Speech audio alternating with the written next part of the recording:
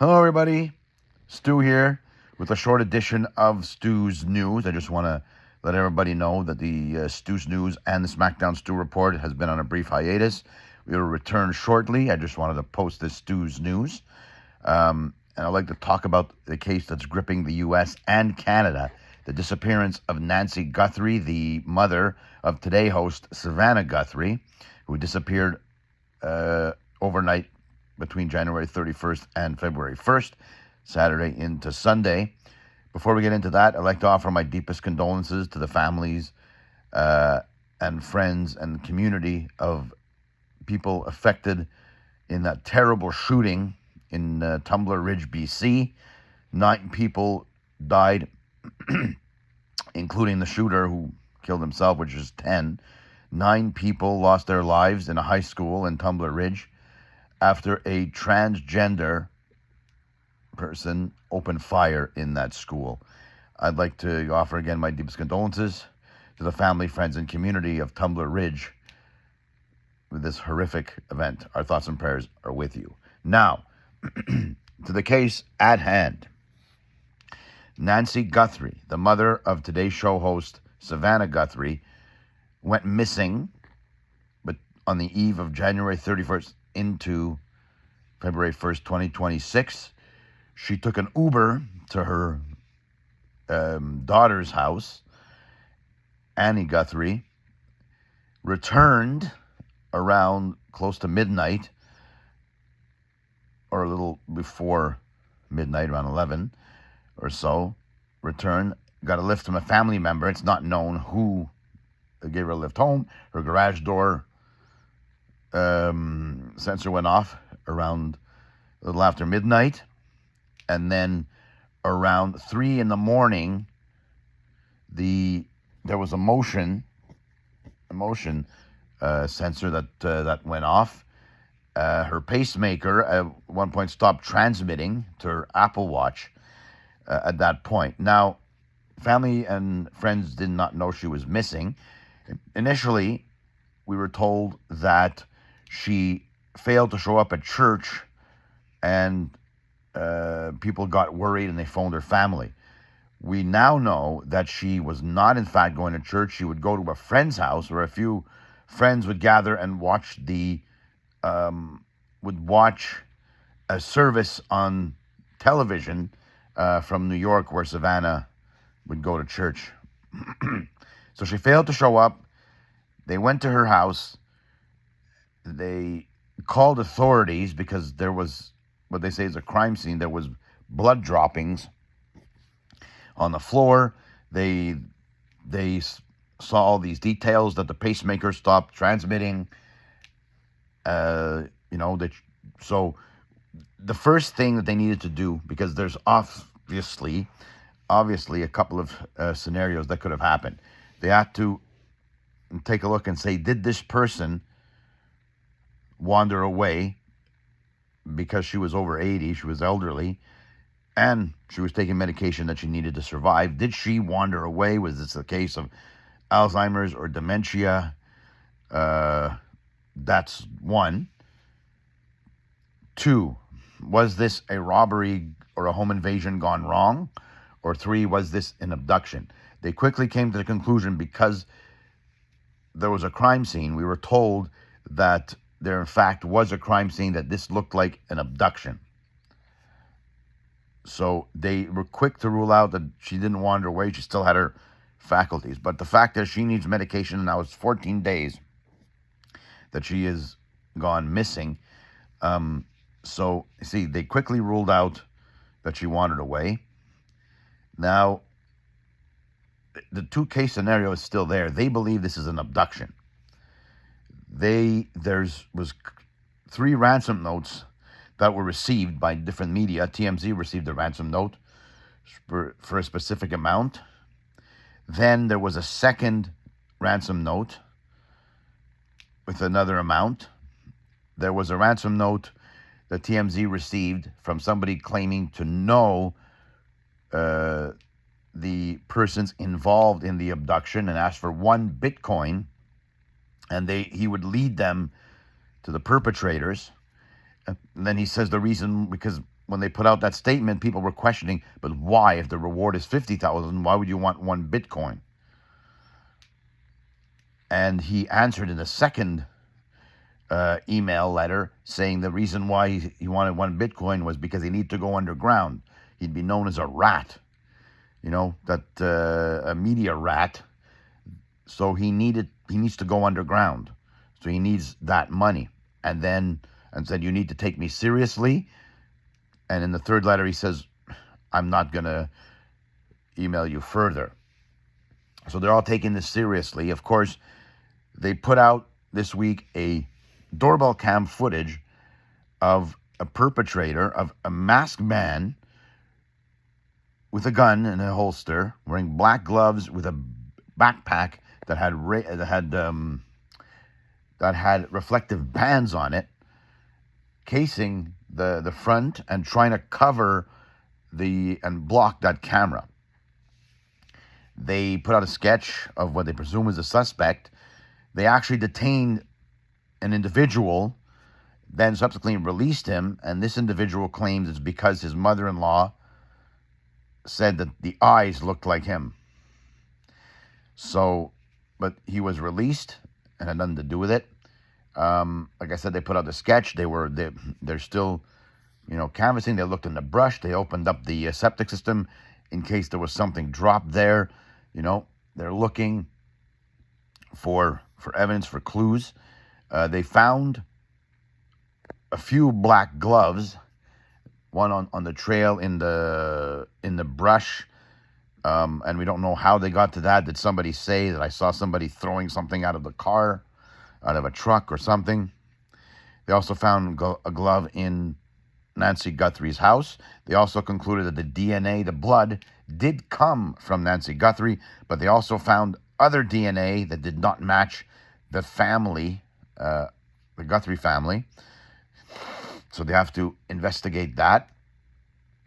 And last night they detained 3 individuals, but subsequently released them. They're waiting for the lab DNA results. And this is a strange case. Even Dr. Phil weighed in and said this is very strange, and it's interesting because this is not a normal response from kidnappers if you're going to ask for ransom. They usually want it over quickly. They want the money before people start closing in on who this individual is. And the fact that they have not done that and it's not a hurry points to something that points to that they might not have anything of collateral, meaning that she might not be alive. Nobody knows. And the fact that she needs medication to survive does say something. The Guthrie family put out statements. It looked like they were coached by authorities trying to speak to the kidnappers. There was one of the first messages. The tone was, she used words like celebrate her, where people thought maybe they knew something. Then they said, we want her back. This is strange. Now, another theory could be, because if she needs this medication, Tucson, Arizona is not far from the Mexican border. Could she be in Mexico? Could it have been the cartel, the Mexican cartel that was behind the abduction and brought her to Mexico to get publicity? Because there is medication in Mexico if she would need it. That's one scenario. But the authorities and the FBI, of course, they're at odds, but they gotta look at every single scenario and every single piece of evidence. Now, could this have been a home invasion gone wrong and they just dumped the body somewhere? But if that was the case, why wouldn't they have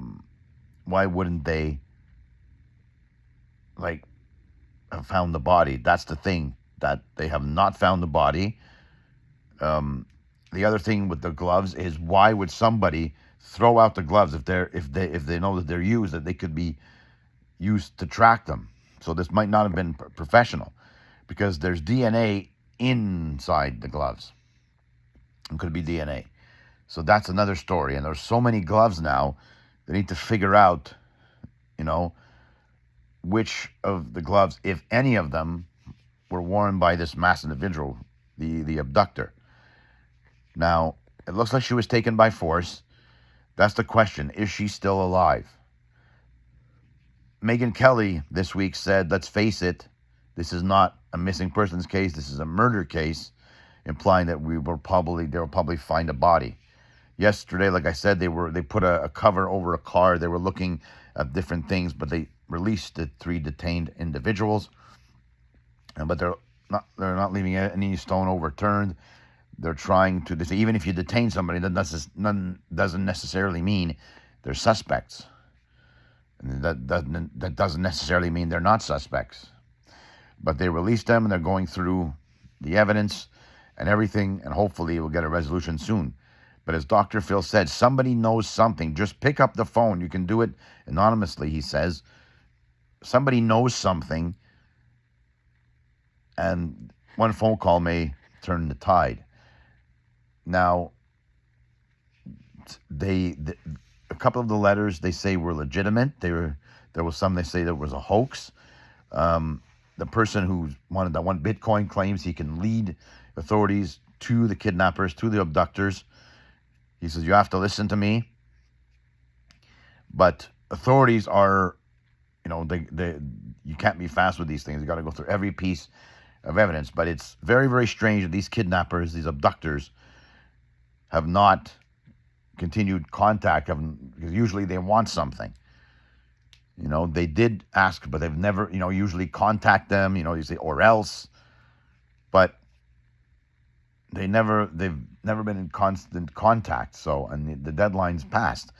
So with every day and every hour that goes by that you haven't found Nancy Guthrie, that they haven't found her, is not a good sign. It is very, very strange that she was abducted. Now they are making a plea to Tucson, Arizona, and a certain area of Tucson. They're making a plea for doorbell cams. They need doorbell cams and footage from, maybe a garage cam. They're asking for those cameras to see if this individual was casing other places. There was a video showing that somebody casing the home looking, but they're asking for footage from the public around that area to see. They need to find also the vehicle involved. That's one of the detriments. That if you find the vehicle, there might be DNA, there might be something. They are having trouble identifying the vehicle of the person. They also put out a video of another man, cam footage of another man, not too far, maybe about 5 miles from Nancy Guthrie's home, with a backpack, trying to open a gate to get into another place with a backpack, fails to do so and walks away. They're trying to figure out if that's the same man that was wearing the mask. It looked like there was something in his pocket, might be a gun. They say that the masked man had a gun in a holster, which is unusual. So we don't know. There's so many things that they have to investigate. Was this person already waiting in prey? Were they in the house waiting for Nancy Guthrie to come back and abduct her? We don't know. But this case is going slow, but you have to investigate all the pieces of evidence, and nobody could find her. So in my mind, the scenario is either this was an home invasion gone wrong, that there was something that happened that she got hurt. It was inadvertent, so they had to take the body and bury it somewhere or hide it somewhere or something, and they could be using the ransom as a cover so they can get away. Or she's still alive. She's in Mexico. The cartel has her, and they're just waiting for publicity, because that could explain why the ransom, they're not desperate. If they have money, the cartel has money, they're not in a rush to get to get to get the money. And if it is in Mexico, they could be keeping her alive. So, and there was in a note, the last note to DMZ says that this case is going to go international, or you have to go international. And of course, Harvey Levin and everybody said, well, that tells you Mexico, because it's not too far from the Mexican border. Now, will that complicate things? If in fact she is in Mexico, what is there for diplomacy? Can they get and talk to the Mexican government to figure out what's going on? That could be a plausible explanation, because somebody said this week, and I believe it was Harvey Levin, or it was one of the panelists on Fox News, was saying that because she doesn't have her medication, these people cannot go into a Walgreens or refill a prescription, because they'll know, they can track, the authorities, that prescription. It'll show that there was a purchase and that she purchased medication. And they'd find out. If they looked in the computer, they'd find out medication was refilled. And the fact that if they were professional, they would have took the medication if they were trying to abduct, knowing full all of this. So that's why there's speculation that she's in Mexico, because you can get drugs over the border in Mexico for that. That's why, because you cannot, there's no way to get medication in a pharmacy in the United States, even to a Walgreens or whatever, without tipping off authorities that they actually filled a prescription for Nancy Guthrie. They searched Annie Guthrie's home, the daughter. They were getting evidence. The other day they put up a tent in the front area, which people, their hearts sunk for a moment, because usually when you put up a tent, there's some kind of forensic evidence. People thought at first maybe they found a body, but they were just trying to get, without the media, without the cameras, trying to get, based on the cam, try and get the height and the weight of the masked man. So we have to see that there was, like I said, a SWAT team. There was intervention and police going on around that area. Yesterday they detained 3 people and released them. We don't know the story, but like I said, that's the 2 plausible scenarios.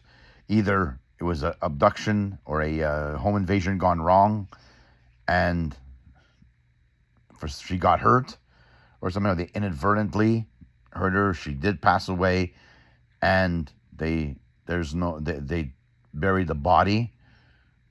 But right now, that's not the theory. It could be plausible, but the fact that there's ransom notes tells me either they're trying to throw the police off, or maybe she is still alive. And the second scenario is that there was an abduction, that she might still be alive. She might still be in Mexico, because you can get drugs there that she would need, because there are drugs that she would need to survive. So it's a very, very interesting case. The evidence is a lot of evidence there. The case is going slow. Apparently, they said that the sheriff of the Tucson, Arizona, sent some DNA samples to a lab in Florida, as opposed to Quantico, the FBI lab. And of course, and Harvey Levin said that, but there's always like confrontation in cases between the FBI and the local authorities. But the FBI, should be leading this, because they have all kinds of tools to figure out what's going on. They have to trace these ransom letters, these emails of what's going on, the tracker, because they're just like Nancy Grace said, they're waiting for a mistake. The authorities, the FBI, are waiting for this person to make a mistake and capitalize on it. They're trying to pinpoint where this person is. They're trying to, because somebody knows something and could call the FBI line, 1-800-CALL-FBI. You can leave an anonymous message. You just pick up the phone, because this situation for the family, of course, is getting nerve-wracking by the day because she doesn't have her medication, and that's the question that remains. Is she still alive? Are they, is she in Mexico? Is she able to take her medication?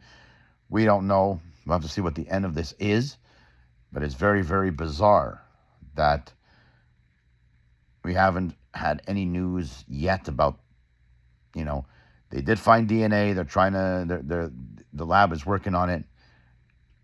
But, after 14 days of being missing, there's something that's going on.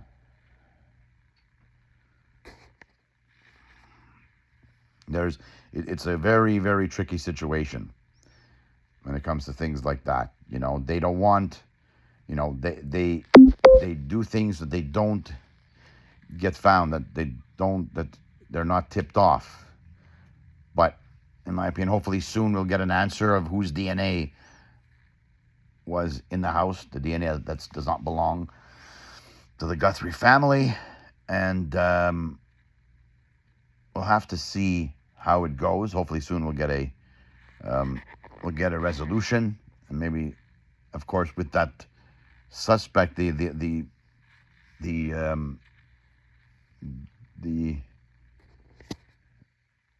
with the sketch artist wrote, somebody knows something, somebody knows. And the fact that the emails from TMZ said, listen, you have to listen to me.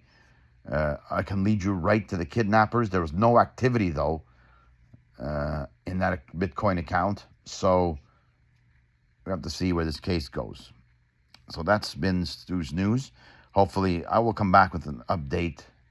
I will update this case as it goes along. Now we're day 14, and hopefully we'll get a resolution soon. And Stu's News and the SmackDown Stu Report will return very, very shortly. Stay tuned for that.